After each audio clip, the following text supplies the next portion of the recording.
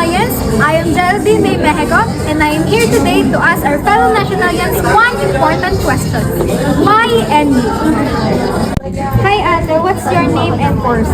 I'm Precious May Guevara, BS Psychology. So, why NU po? I chose NU because it's the most convenient school for me that would bring me, I think, the opportunities that I want to encounter after I graduate. So, what's your starter pack recommendation for incoming psychology students? Read lots of books, especially Santra, Vice and Vice, DSM 5. Yeah, all of those books. Thank you po. What's your name and course po? I'm Shaina B. Salazar from PSA Marketing. Why NU po? So, even na naman yung NU, one of the big schools here sa Pilipinas, and also here sa NU Lipac, na-attract na ako dahil sa kanilang facilities at saka dun sa how accommodating yung mga staffs here. So what's your starter pack recommendation for incoming marketing students? So, siguro calculator kasi almost lahat ng course need ng may math saka isang week ng calculator.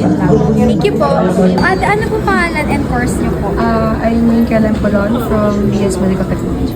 So, I am asking one question. Why Vicinity-wise, mas compatible siya sa akin.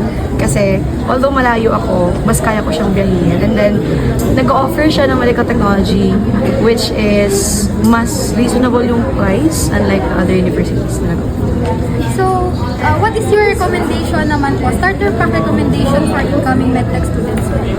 For incoming medtech students, know your study methods, study techniques, and then hindi lahat ng yung mga nakikita mo sa TikTok na like mga Pomodoro, mga other study techniques, hindi lahat yun gumagana for every student. So know your study method.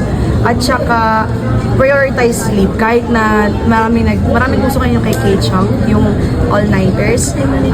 Personally, I don't recommend kasi as medtech students, mahirap din yung mapasok ka na walang alam. Kasi personally, ang exam namin is situational as moving pa. So, Thank you po. So that's it for today's video. See you next time. Bye!